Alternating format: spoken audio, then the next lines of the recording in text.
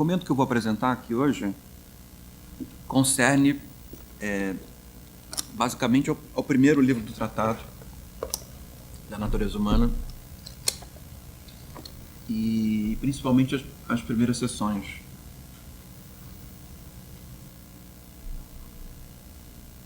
O meu interesse é levar o argumento, produzir argumentos de entrada para a seção 1.2, sobre as ideias de espaço e de tempo. Então, o percurso que eu vou realizar com vocês hoje propõe uma determinada... o percurso que eu vou seguir com vocês hoje é para apresentar uma certa maneira de aproximação com relação ao livro primeiro do tratado.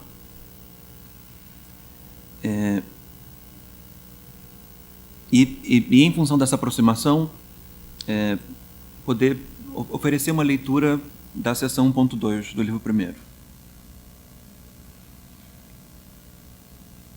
Os meus interesses de pesquisa, eles,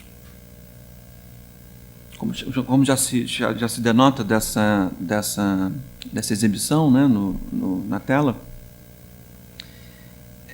concerne, além do ceticismo filosófico, né, e na verdade a abordagem que eu tento fazer, para mim não é contraditória ao ceticismo filosófico, mas é abrigar o tema da arte contemporânea, né, da arte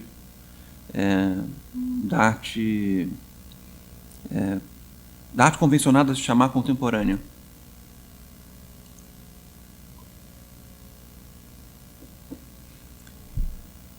E eu acabo tendo essa predileção de tentar aproximar os temas que eu gosto.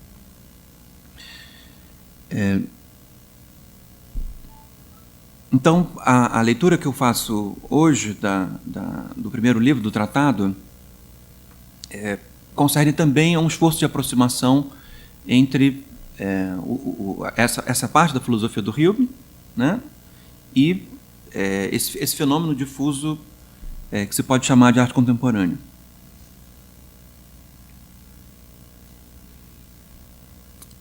A primeira observação que eu gostaria de fazer seria de que forma nós poderíamos encontrar o contemporâneo dentro do tratado, dentro da obra do Hume. E a minha intuição inicial é de que há um gesto inicial no tratado que claramente coloca o problema do contemporâneo.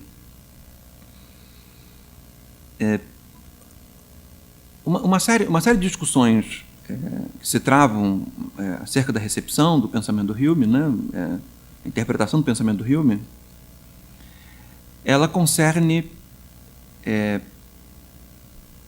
a saber se nós devemos lê-lo como aconteceu na Alemanha, por exemplo, como tendo elementos mais fortemente subjetivistas, em função do fato de que ele privilegia a imaginação,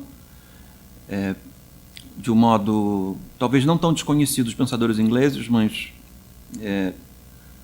não tão habitual para o contexto geral da filosofia do século XVIII, ou se o Hume, em última instância, até justamente pela natureza experimental da sua filosofia, ele não poderia ser remetido, então, a um contexto realista, por assim dizer, né, em que as coisas estão lá e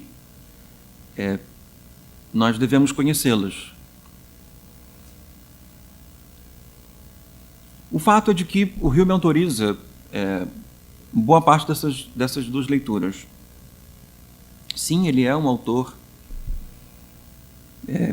muito embora o tema da subjetividade, o termo, né, o conceito não seja completamente estranho ao contexto dele, mas verdadeiramente ele é um autor que permite que pensadores contemporâneos que se interessam pelo tema da subjetividade possam encontrar nele um par.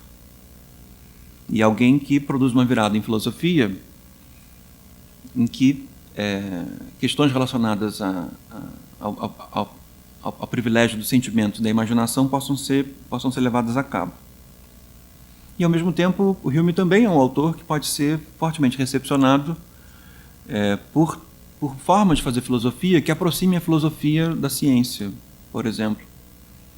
E aí não só no que diz respeito às ciências humanas, né, o Hume ele tem um lugar importante nas ciências humanas, mas principalmente com relação às ciências da natureza, né? Então, há como sentir no Hume uma aura naturalista sendo utilizada de uma maneira um pouco anacrônica, né? Há como se sentir no Hume alguns momentos em que ele tem um interesse em filosofia natural. Eu acho que está tudo bem. Sim.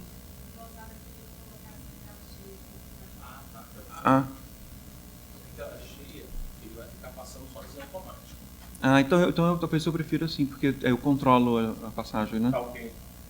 Porque eu posso ir e voltar.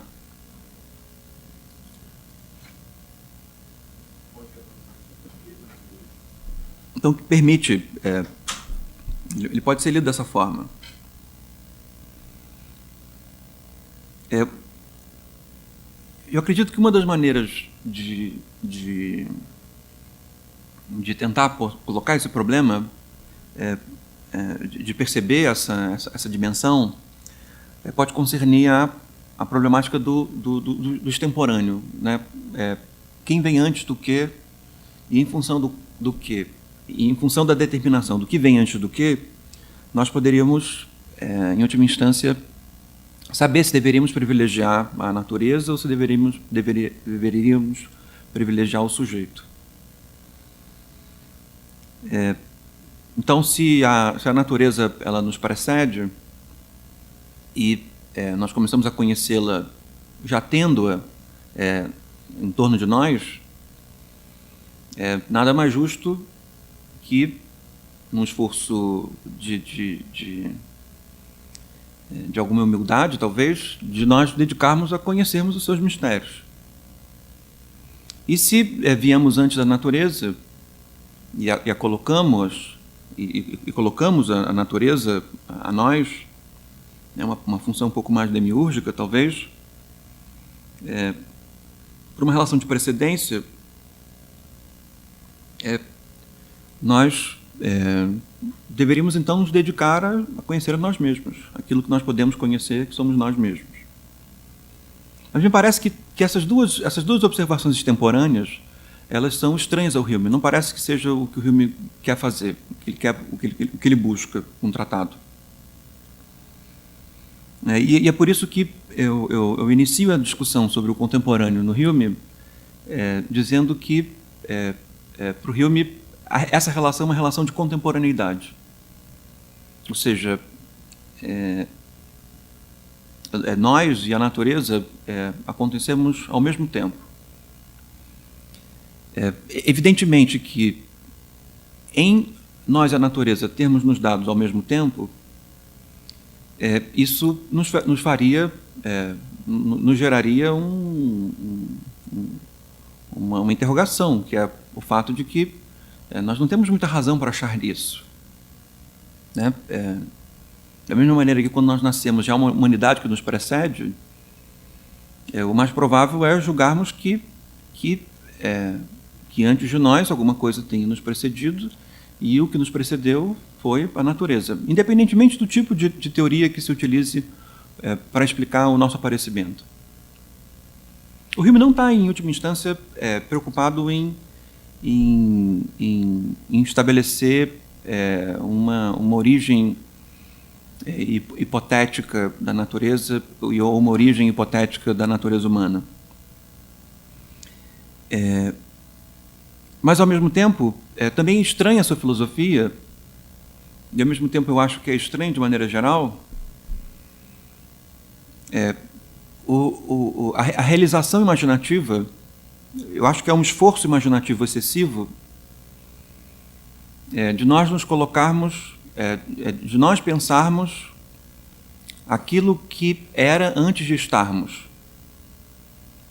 Percebe? Nós não estamos lá. Isso deriva de um esforço projetivo, né? Nós estamos nos colocando como observadores de um momento da natureza em que nós não estamos lá.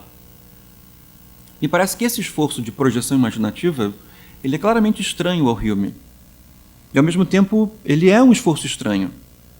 Faz sentido fazer isso do ponto de vista literário, nós imaginarmos a Terra, imaginarmos o ser antes que nós nos relacionássemos com ele. Mas, ao mesmo tempo, a dinâmica fictiva que é necessária para que esse esforço seja bem-sucedido é uma dinâmica em que a objetividade dessa análise ela fica claramente comprometida, porque nós estamos nos imaginando, nós estamos postulando uma determinada coisa. Ao mesmo tempo, a segunda tese, de que nós colocamos a natureza só é para nós, ela é por demais arrogante, talvez, até mesmo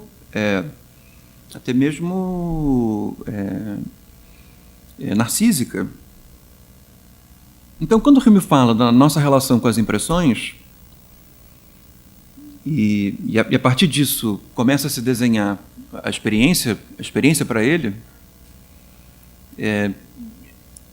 não faz qualquer sentido no Hume dizer que as impressões nos precedem.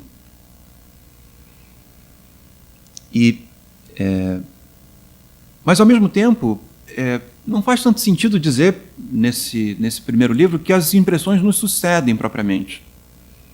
Ou seja, de que há um intervalo entre o momento em que a natureza humana é posta, em que a natureza humana ela está ali, e ela começa a ter as primeiras impressões.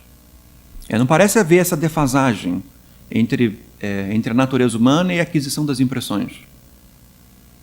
Então, me parece que o mais crível para se ler o tratado e utilizar o tratado como uma versão atual de investigação sobre filosofia da experiência é julgarmos que há uma contemporaneidade entre nós e as impressões. Ou seja, no momento em que as impressões, no momento que as impressões começam a ser tidas, esse é o momento em que a natureza humana ela aparece. Ou seja, a natureza humana é contemporânea às suas impressões.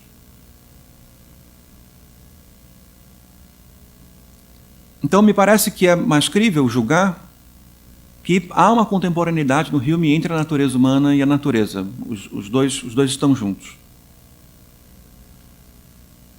Tendo dito isso,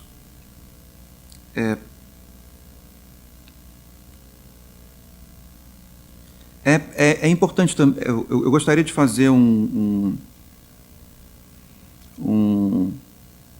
uma pequena observação de que o Hume também no livro primeiro ele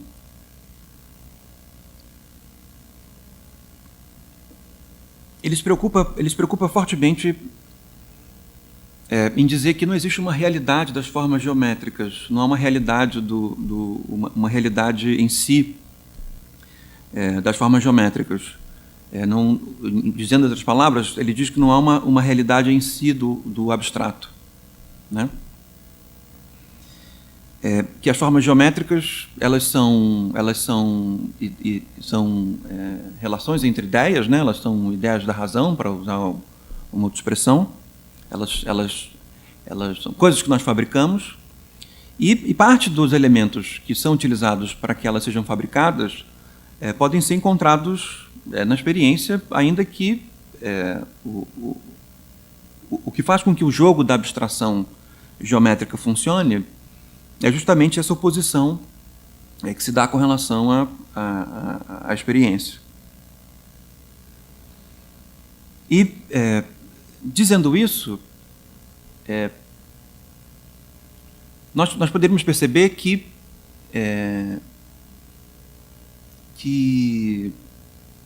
nós poderíamos colocar a mesma coisa, a mesma dúvida que nós temos com relação à extemporaneidade da natureza e da natureza humana, nós também poderíamos colocar com relação ao abstrato, né? O que depois poderia ser chamado de conceitual.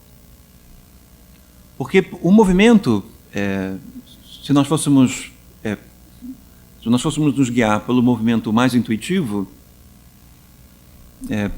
ou pelo menos o movimento mais intuitivo para a tradição, seria que há as formas verdadeiras, né? Há o abstrato, depois do abstrato há o mundo, e depois do mundo estamos nós.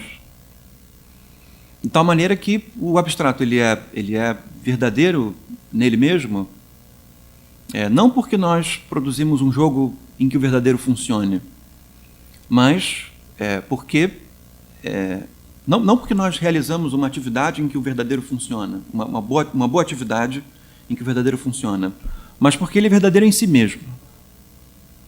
E em sendo verdadeiro em si mesmo, essa verdade ela se atualiza também na natureza. Ela se atualiza na natureza e se atualiza na nossa natureza, na natureza humana.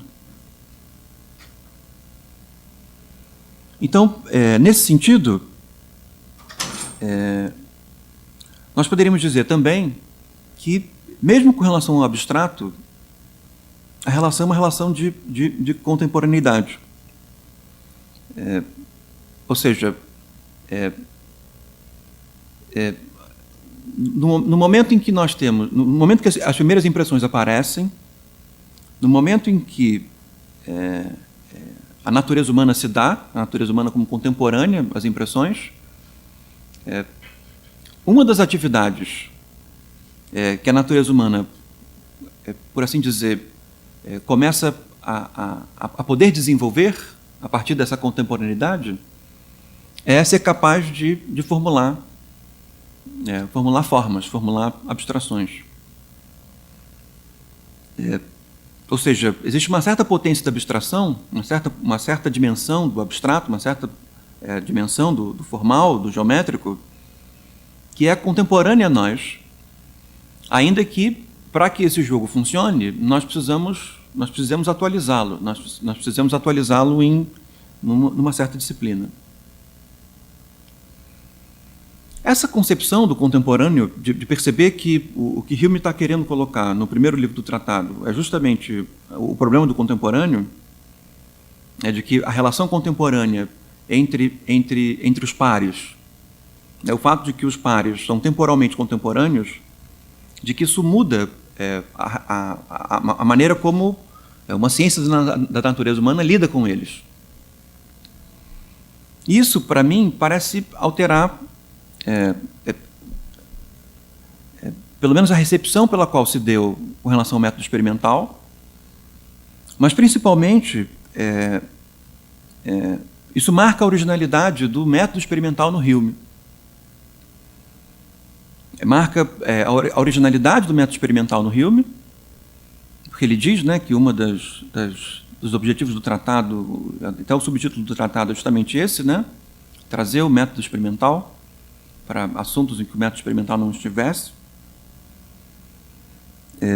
mas ao mesmo tempo marca a originalidade dessa utilização na filosofia dele mesmo,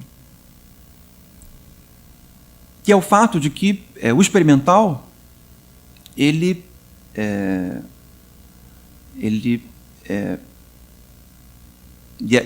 aí, nesse sentido, a atividade de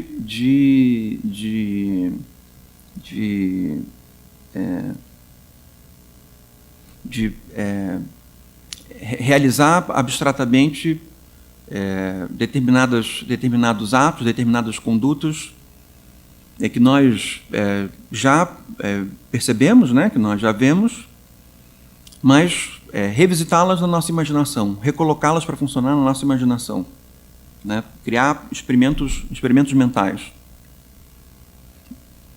Esse sentido no tratado ele é diferente do sentido que a ciência experimental conferiu ao que seria o experimentalismo.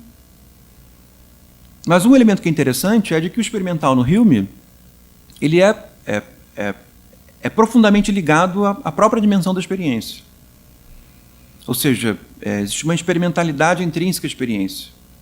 Ou seja, estar na experiência concerne, em última instância, a pensar situações em que nós já vivemos e situações em que nós não vivemos. Ou seja, não é absolutamente extraordinário a experimentalidade da experiência. Só é extraordinário, e aí original do livro que o Hume escreve, é em perceber que a experimentalidade não está distante da experiência. E ela é apenas um determinado elemento intrínseco à experiência que pode ser relevante dar oportunidade a, ou seja, perceber a experiência a partir desse grau de plasticidade.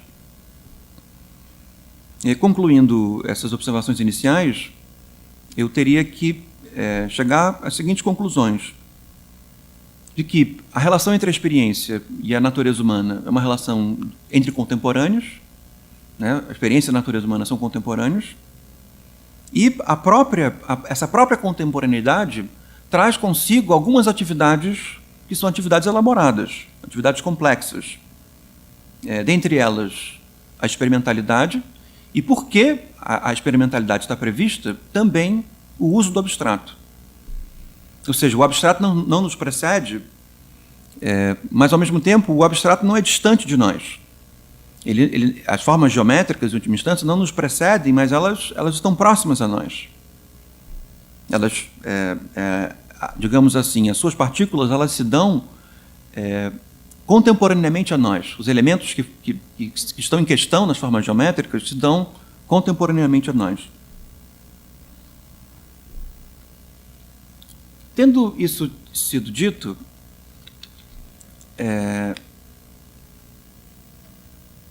eu queria falar um pouco sobre a contemporaneidade da arte contemporânea. Porque a contemporaneidade na arte contemporânea se realiza num movimento semelhante ao que o Hume faz no tratado. Basicamente, o que a arte contemporânea faz tem a ver um pouco com essa horizontalidade que o Hume busca no livro 1 do tratado. Essa horizontalidade entre pares. Só que não é uma horizontalidade que se dá no âmbito analítico, mas uma horizontalidade que se dá no âmbito histórico. Basicamente, o que a arte contemporânea afirma é que não há uma precedência da arte tout court, né, da arte moderna, ou da arte renascentista, ou mesmo da arte antiga, sobre a arte contemporânea. Ou seja, a história da arte, em última instância, ela não se daria pelo fato de que momentos diferentes da história iriam descobrindo determinadas parcelas da atividade artística, e a partir do momento em que novas parcelas da atividade artística, novas formas da atividade artística fossem descobertas, as anteriores seriam, digamos assim, recepcionadas, né? Algumas até mesmo afastadas, algumas relidas, mas, em última instância, recepcionadas no fato de que o sentido da arte mudou.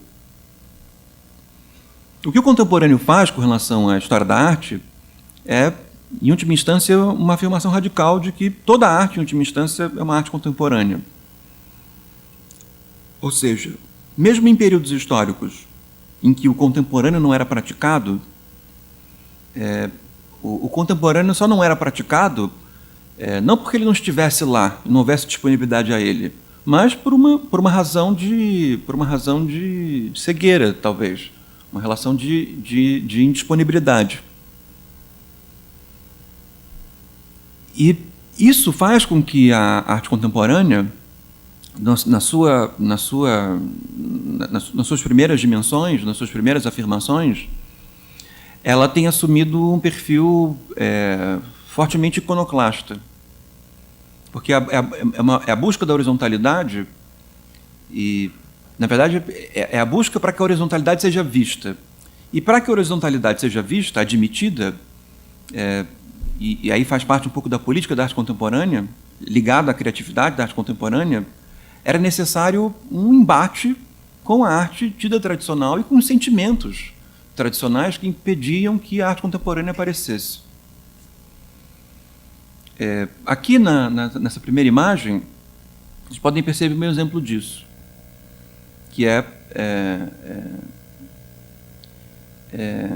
o Duchamp passando a ferro a arte tradicional, né, usando digamos assim, a arte clássica como superfície utilitária. Isso é claro que para quem nutre sentimentos pela arte clássica pode ser agressivo, né? Pode ser desconfortável. E até mesmo se fosse a tela verdadeira, seria ainda mais agressivo ainda, porque haveria o sentimento de que um artefato histórico está sendo perdido, né? Uma singularidade histórica está sendo perdida. Mas a afirmação da arte contemporânea se dá justamente nesses termos, de que o que se tem ali não é uma forma de arte específica, mas o que tem ali são técnicas e circunstâncias históricas que produzem um artefato que talvez não possa ser repetido. Mas no que concerne à imaginação, não é a forma que define esse artefato, porque a arte, e essa afirmação da arte contemporânea, ela pode estar em qualquer forma.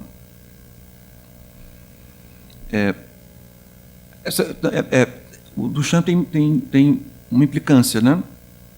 E aqui ele pinta bigodes e barba na Gioconda, e ele põe umas iniciais no pé da tela, alguma coisa como LH Ocule, que é uma coisa um pouco ofensiva, né? Como fosse traduzir talvez num português mais vulgar, seria como ela tem fogo no rabo, por exemplo. E é agressivo, né? A ideia de poder pintar com caneta, bigodes e barbas, como faz uma criança no livro de escola. Mas não é como uma criança no livro de escola. É uma intervenção de um artista com um certo grau de notoriedade dentro do espaço público da arte, com uma tela com um grau de respeitabilidade grande. Ou seja, traz esse elemento lúdico para um âmbito em que ele não poderia estar. E essa, seguindo a mesma toada, é o Andy Warhol fazendo uma coisa parecida, só que uma reprodução, como se fossem selos, estampas. Então, esse movimento que fez com que... O que eu quero mostrar é que o que Hume faz e o que a arte contemporânea faz são semelhantes, são movimentos semelhantes.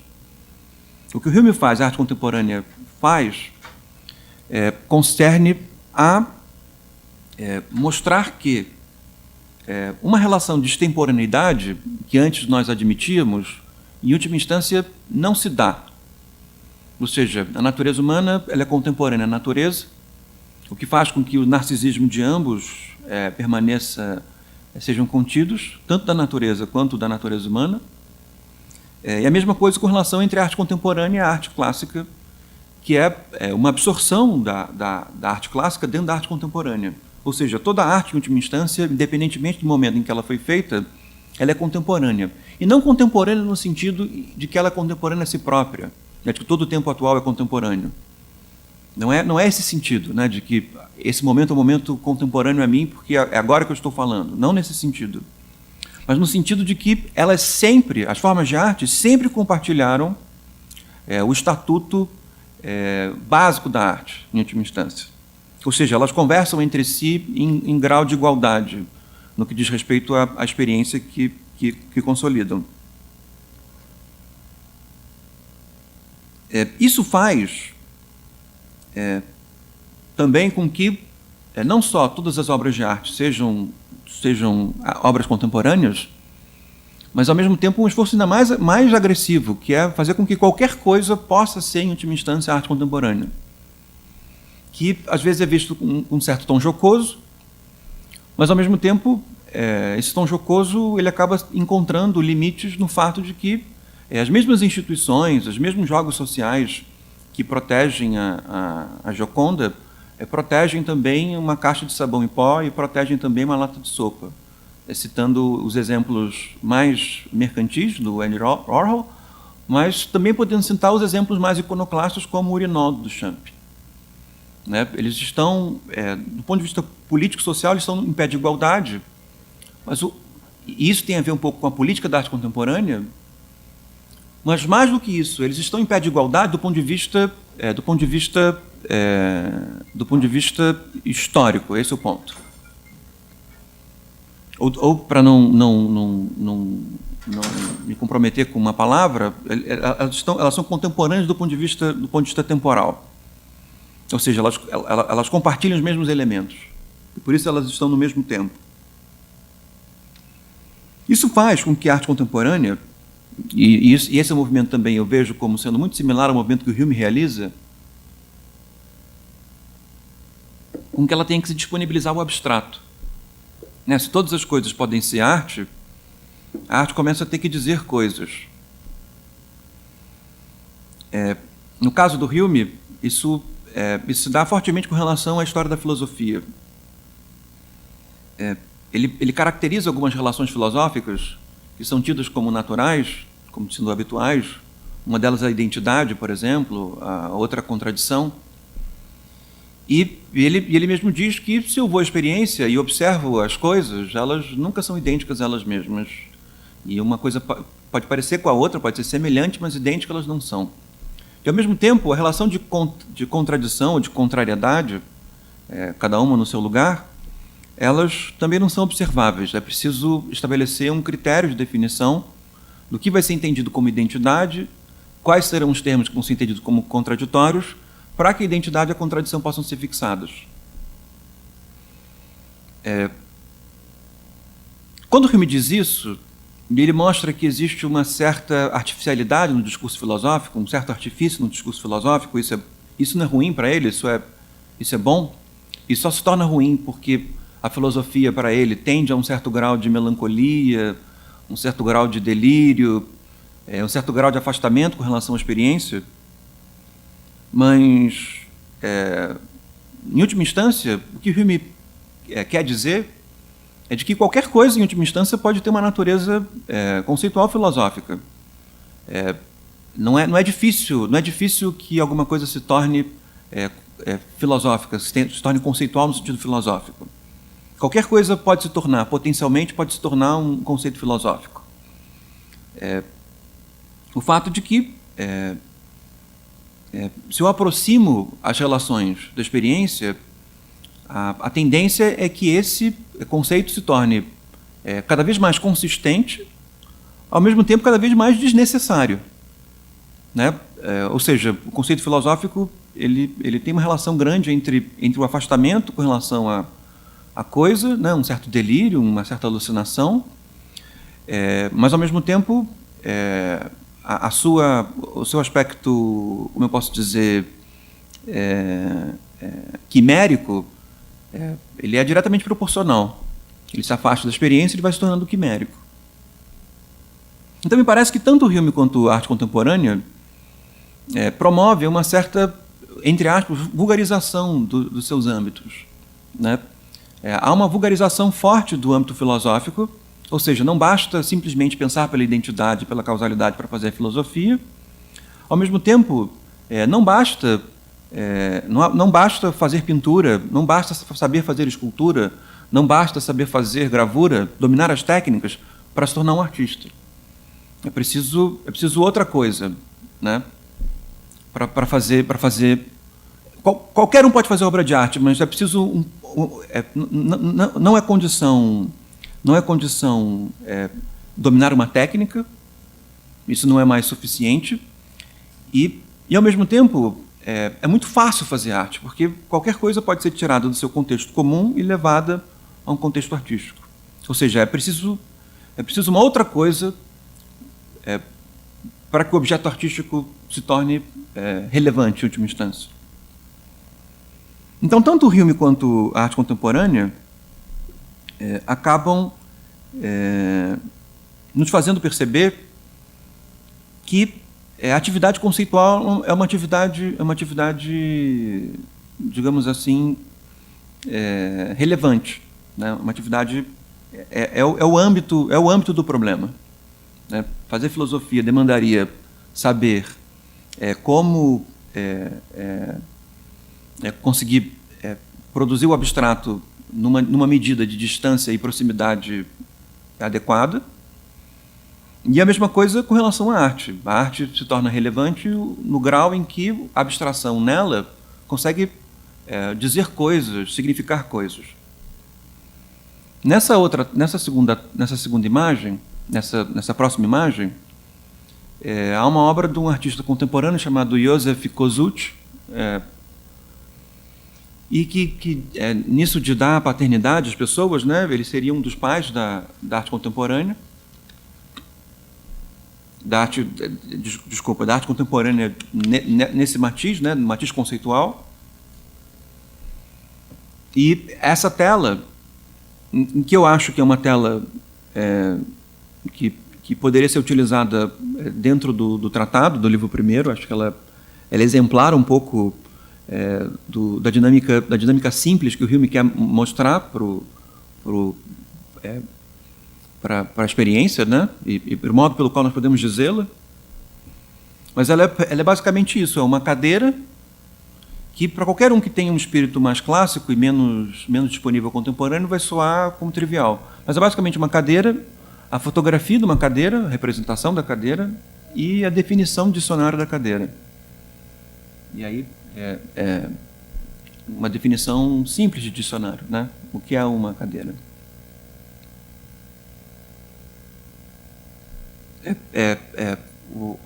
Percebam que a relevância dessa obra não está nem na cadeira, nem na fotografia da cadeira, nem no verbete. Mas tem uma certa relação de querer mostrar alguma coisa acerca da obviedade de algumas coisas, da literalidade de algumas coisas, que essas três dinâmicas juntas são capazes de produzir. Ou seja, elas três juntas assumem uma natureza abstrata, né? E depois eu mostro uma segunda que é a mesma coisa, mas com uma pá, né? A pá, a fotografia da pá e a definição da pá.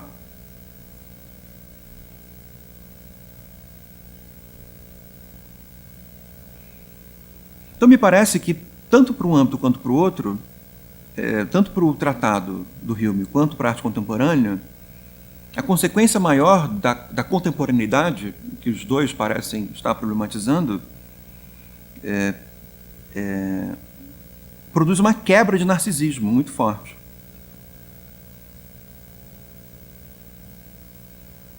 Interessantemente, isso é mais um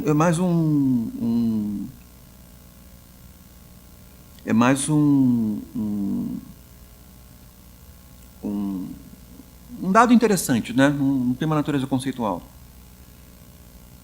Mas de que, estranhamente, os humeanos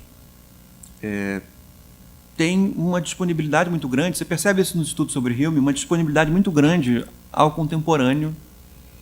Não no que diz respeito à arte contemporânea, porque eu acho que são poucas pessoas que têm dedicado estudos a isso, dentre as pessoas que estudam ceticismo, estudam Hume, mas com relação aos problemas contemporâneos, né? Problemas como temáticas contemporâneas, né? Meio ambiente, os animais, relação entre os gêneros, a relação a relação política entre os gêneros.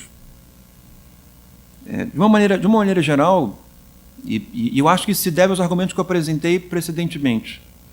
Os humeanos se sentem muito confortáveis em abordar problemas contemporâneos. O que são esses problemas contemporâneos, né? São problemas que põem relações de horizontalidade com relação a coisas que nós não admitimos como horizontais. Em relação entre homens e mulheres, formas de desejos diferentes, entre adultos e crianças, entre culturas diferentes, né? Ocidentais e orientais, o meio ambiente, né? Não a natureza, mas o meio ambiente e os homens. Então, me parece que esse conforto que há muitos humeanos e humeanas que estudam feminismo, né? E parte da problemática do feminismo por que o feminismo é uma temática contemporânea? E justamente ele postula essa horizontalidade que não seria observada do ponto de vista histórico e social. Então há um certo, a título de curiosidade, né, há um certo conforto dos humianos em poderem abordar questões fora do seu domínio literário, né, que seria a interpretação da obra do Hume. O que, por exemplo, não é observado, isso é mais curiosidade, mais sociologia em outros âmbitos, né, em que o estudo filosófico ele claramente tem digamos assim, uma natureza extemporânea, e parte do relevante de entender aquele filósofo é saber justamente por que ele é diferente por que ele é singular nas suas características literárias, nas suas características históricas, em última instância, por que o mundo não tem que ver com ele, né? Por que na verdade, a experiência ela é diferente daquele filósofo, daquele pensamento. Então, me parece que no Hume essa sensação ela é forte, de que o modo filosófico se dá muito mais na forma da continuidade entre os problemas que ele postula e os problemas de natureza prática que nós encontramos, e menos na relação de diferença nas especificidades do século XVIII do Hume e a experiência e os problemas práticos que advêm da mudança, né, dos tempos. Então, de maneira mais ousada, eu tenderia a dizer que o Hume é um pouco estranho no contexto do século XVIII. A maneira como ele pensa, ele tem muitas referências, né, muitos pares, mas a maneira como ele organiza essas peças todas juntas dá ao tratado um sentido conceitual muito específico. Nesse sentido, Kant é muito mais dentro do tempo do que Hume. Hume é muito mais extemporâneo no que diz respeito à história da filosofia, né? Mas no que diz respeito à arte contemporânea, ao tipo de preocupação que o contemporâneo postula, não só no âmbito da arte contemporânea, mas também no âmbito político, no âmbito social, o Hume é bastante contemporâneo. Então, a minha ousadia é dizer que, pelo menos essa parte inicial do livro primeiro, ele é contemporâneo à arte contemporânea.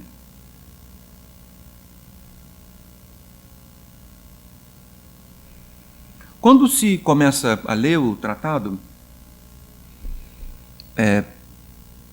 digamos que o primeiro conforto que se tem é de que o Hume apresenta um percurso a ser aprendido, a ser dominado. E que em última instância, o percurso que permite ao leitor do tratado muito rapidamente julgar que entendeu do que se trata a experiência, do que se trata o pensamento.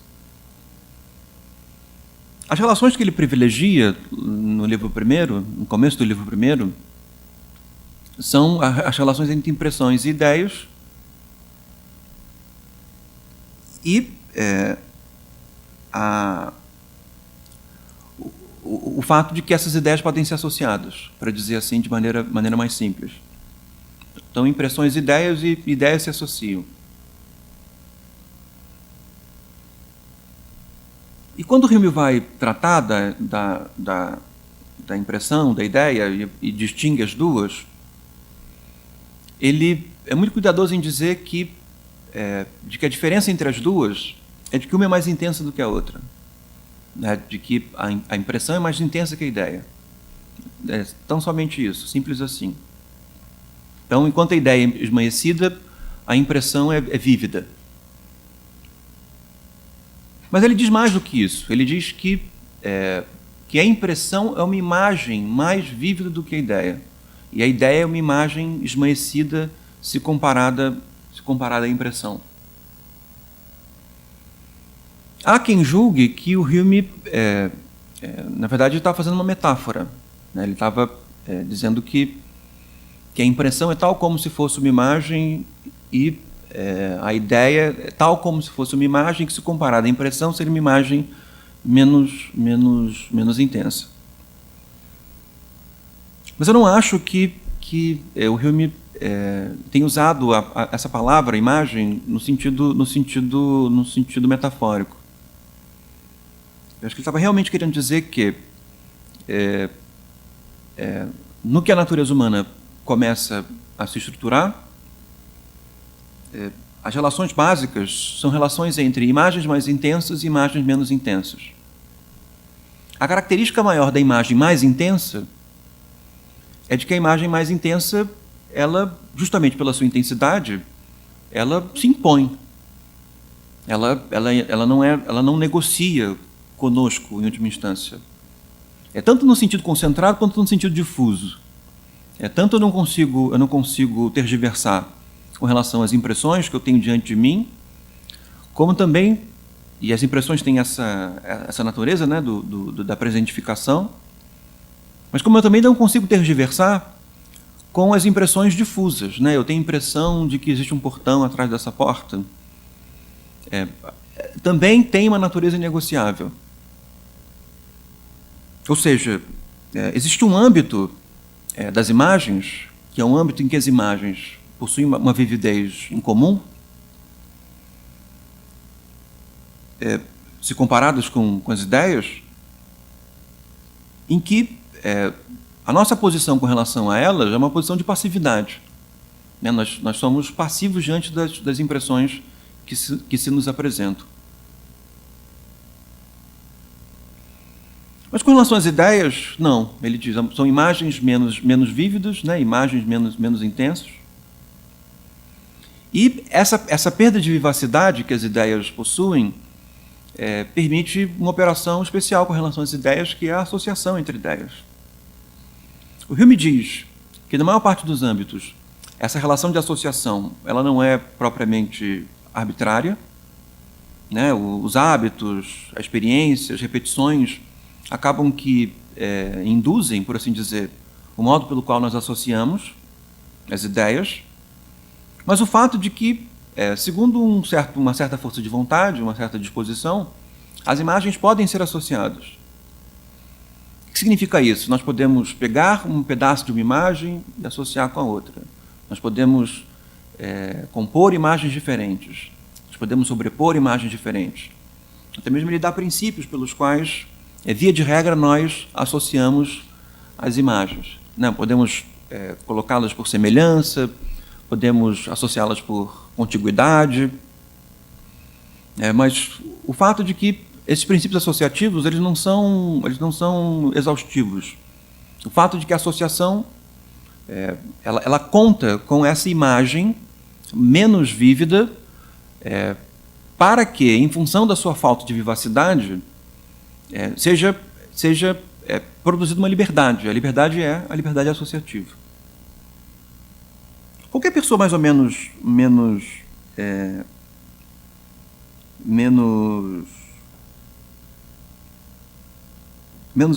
qualquer pessoa mais ambientada com a história da arte, quando começa a ler o Hume, e começa a perceber as imagens menos intensas, as impressões, as imagens mais intensas, ideias, as associações entre ideias. A forma artística retumbante na leitura do primeiro livro do tratado é a colagem. Ele está descrevendo o mecanismo pelo qual a colagem se dá. Há uma certa coleção de elementos. A colagem funciona assim, né? Você vai recolhendo elementos. Né? Pega uma revista, recorta, pega um jornal, recorta, recorta um pedaço de pano de algum lugar, vai coletando. Todos esses elementos são elementos menos intensos, mas claramente disponíveis à imaginação.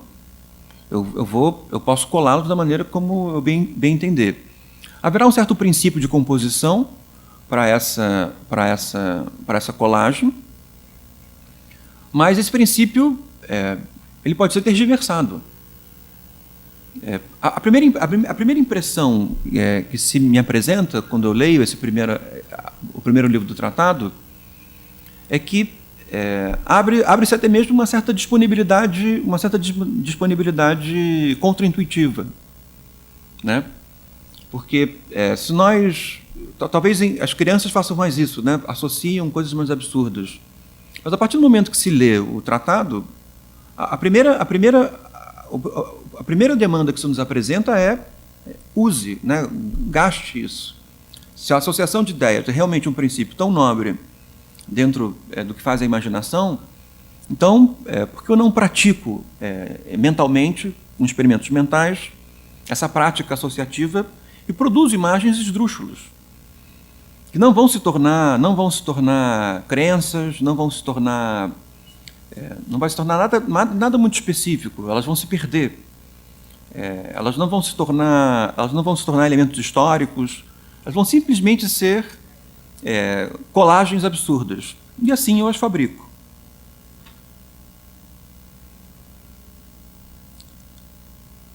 Aqui tem uma colagem do Braque. Isso é interessante, porque para o século XVIII, a colagem ela não existe enquanto forma artística, né? A colagem existe como atividade, no máximo atividade de criança. Não tem uma nobreza, né? A não ser que nós admitamos o meu argumento anterior, que é que existe uma contemporaneidade às formas de arte, a colagem, no século XVIII, pode ser admitida como tendo um grau de nobreza. E quando o Hume descreve os princípios de associação, o princípio de colagem, pelo qual a imaginação funciona, ao mesmo tempo é dada uma certa nobreza a esse princípio, né? essa maneira de operar. Mas o fato de que é mais fácil perceber a nobreza dessa maneira de operar a partir do momento em que Braque e Picasso transformaram a colagem em formas, digamos assim, conhecidas, do que antes. Então, a ideia de associar a imaginação ao modo de colagem, descrever isso que é tão explicitamente o ato de colagem a partir do Braque e do Picasso, é mais fácil. O que Hume faz é muito mais difícil. Ser capaz de antecipar o modo pelo qual a colagem descreve a maneira pela qual a nossa imaginação fabrica ideias a partir da colagem de ideias é muito menos intuitivo. E na segunda, uma colagem do Picasso. O Braque e o Picasso são reconhecidos como os que inauguram a colagem dentro da arte moderna.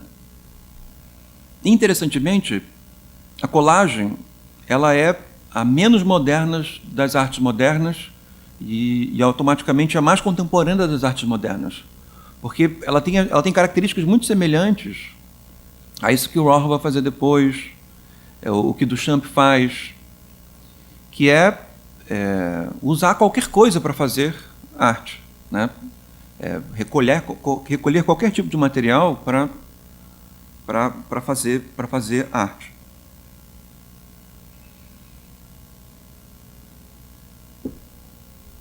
Então, eu poderia dizer que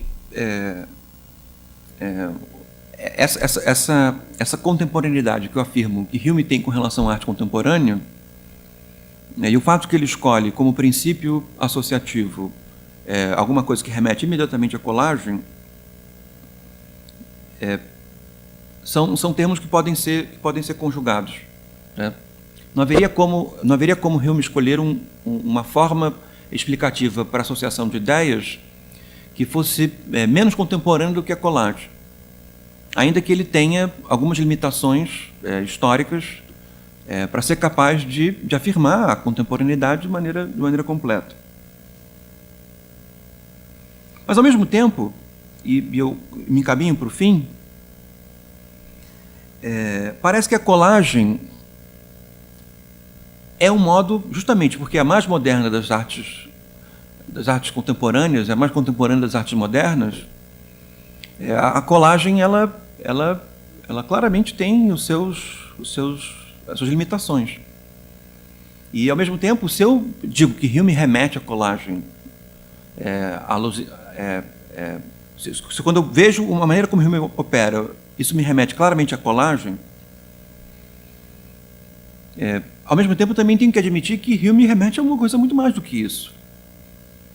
Porque as restrições ainda que a imaginação seja claramente limitada, restringida pelos princípios da colagem, a imaginação vai muito mais além da colagem.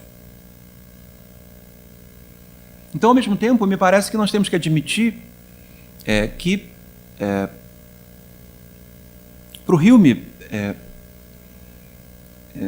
no princípio associativo, não só as associações, não só as associações podem ser produzidas a partir de imagens estratificadas, feitas, como há também uma certa possibilidade de invenção das ideias a partir de elementos menores, ou seja, é possível uma certa imaginação, a imaginação também pode, uma certa imaginação pictórica. E o que significaria isso? Ser capaz de produzir imagens a partir, pura e simplesmente, da arbitrariedade acerca das formas e pelo preenchimento com cor,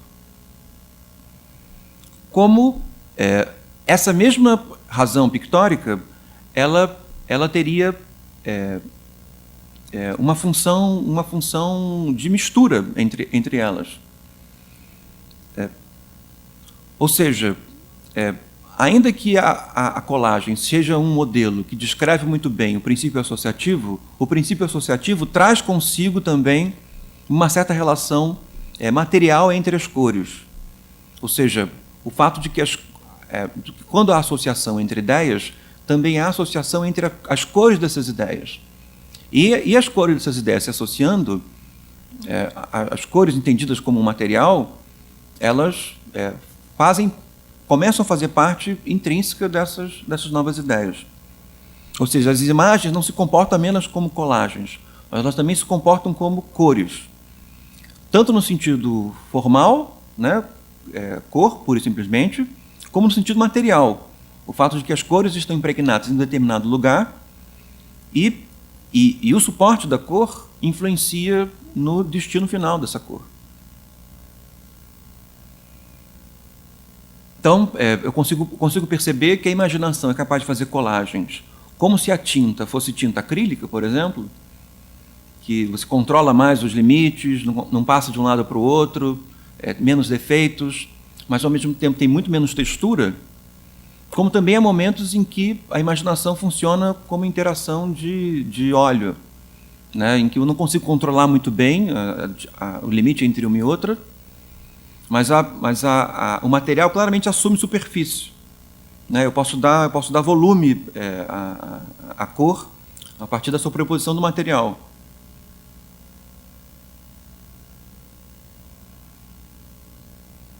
Há uma tendência com relação à arte contemporânea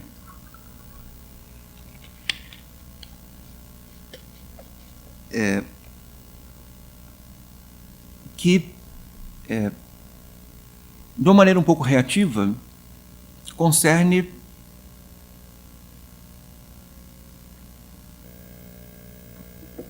a fazer com que ela se afaste de algumas explicações que foram mais populares durante a teoria da arte moderna.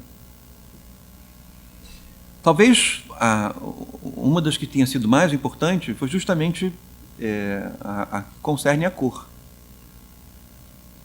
Se vocês repararem bem, a cor ela é muito mais relevante do ponto de vista pontual à arte moderna do que a arte contemporânea, que tende a relativizar um pouco o uso das cores. E essa rejeição que a arte contemporânea faz com relação à cor na arte moderna, a meu ver, se deve principalmente ao fato de que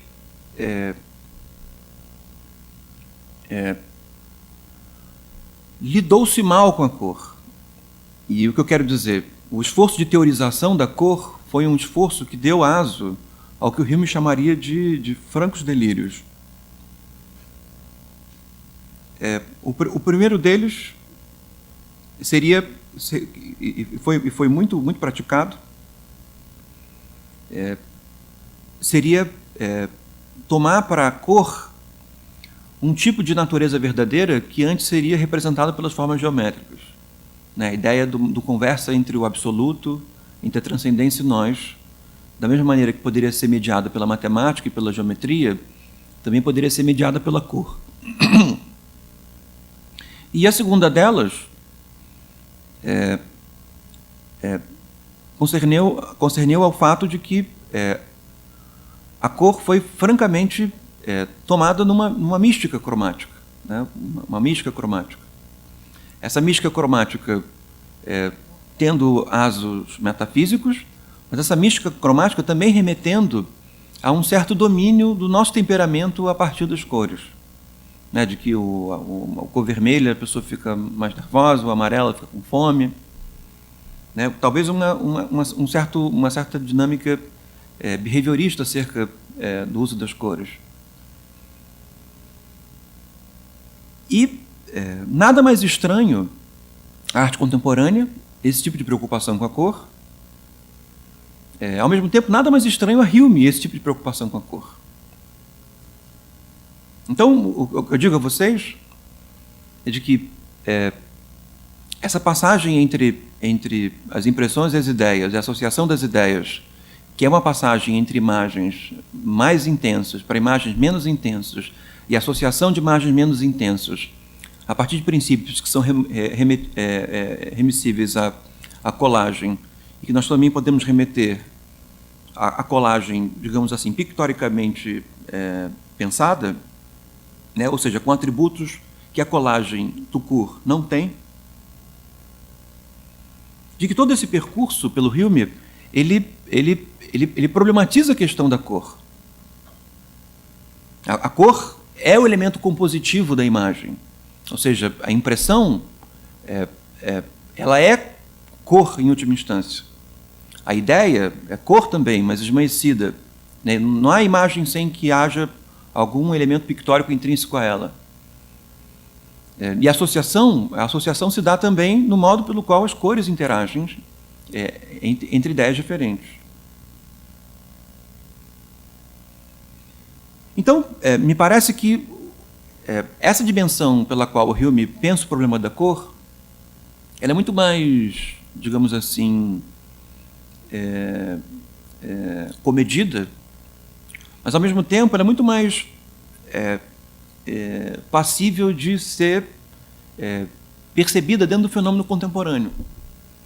Porque a preocupação do fenômeno contemporâneo é menos os sentidos da cor, né? E essa é uma preocupação moderna forte. Quais seriam os sentidos da cor? Os sentidos da cor não são a preocupação contemporânea, mas a preocupação contemporânea é muito mais pragmática. É o fato de que os objetos têm cor.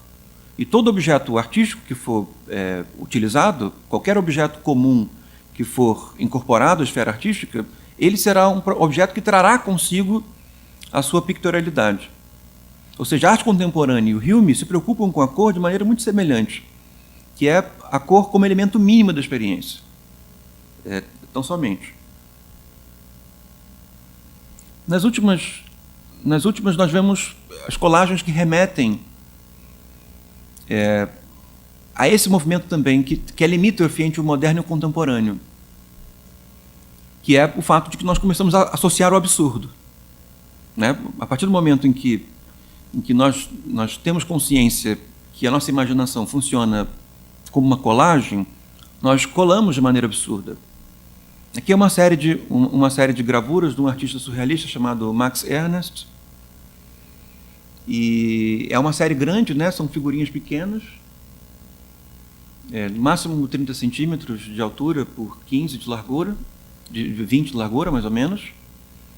E são todas feitas com recortes de jornais vitorianos, né? Jornais e livros, então, com pequenas ilustrações. Então, você não vai encontrar nenhuma ilustração dessa forma em livro nenhum.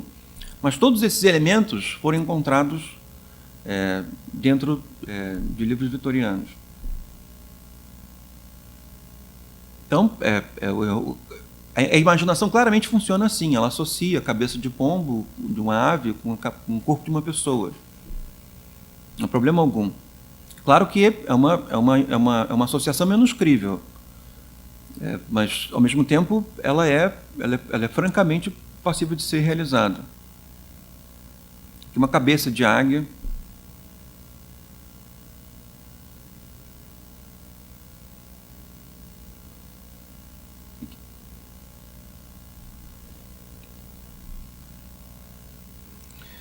Então, tendo dito isso, eu gostaria de concluir apenas costurando os argumentos que eu apresentei. O primeiro de que o contemporâneo é uma preocupação do tratado.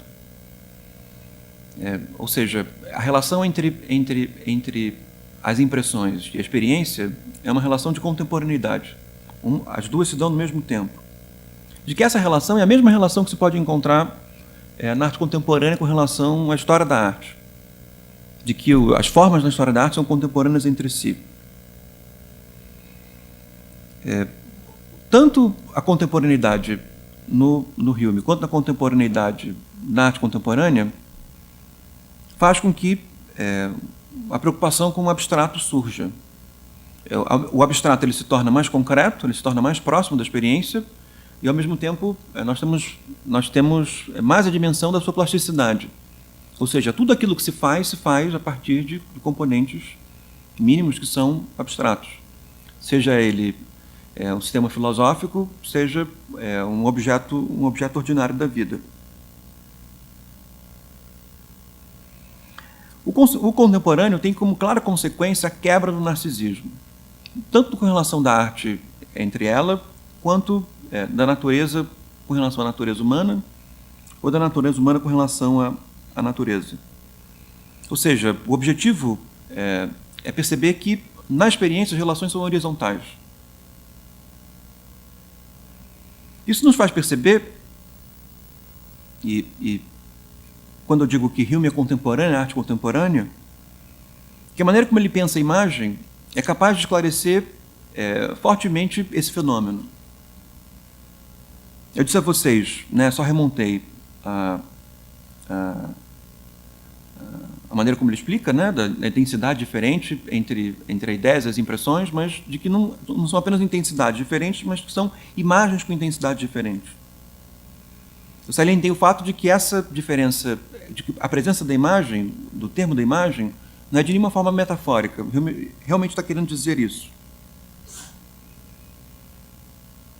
E, por fim, eu remeto ao item 1.2 do tratado sobre as ideias de espaço e de tempo, porque justamente no item 1.2 que Hume vai falar sobre a composição do tempo, a composição do espaço, e uma das conclusões finais que ele toma é que não existe experiência sem que ela seja remessível a um espaço com cor. Eram essas observações que eu queria fazer como conferência de abertura. Convidar a todos para a sessão da parte da tarde, em que nós teremos uma conferência sobre Nicolau de Autrecourt e uma segunda sobre Erasmo de Roterdã.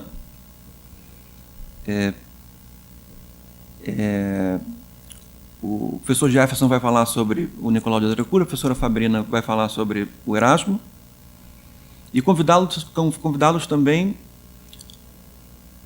E amanhã... Quem fala hoje de tarde? O Celso, é verdade, desculpa. Então, Celso falará sobre Montaigne e Fabrina falará sobre Erasmo. Desculpa, Jefferson, por angustiá-lo. E aproveitando a deixa do meu equívoco, convidá-los também para o dia de amanhã, porque no dia de amanhã nós teremos novas sessões. Já é a terceira edição do Colóquio sobre Ceticismo, isso quer dizer que nós já fizemos 3 vezes, essa é a terceira. E é um prazer, eu organizo junto com o Rodrigo Brito, professor lá da Federal do Sergipe, e desejar votos para todos nós de ótimo colóquio. Obrigado.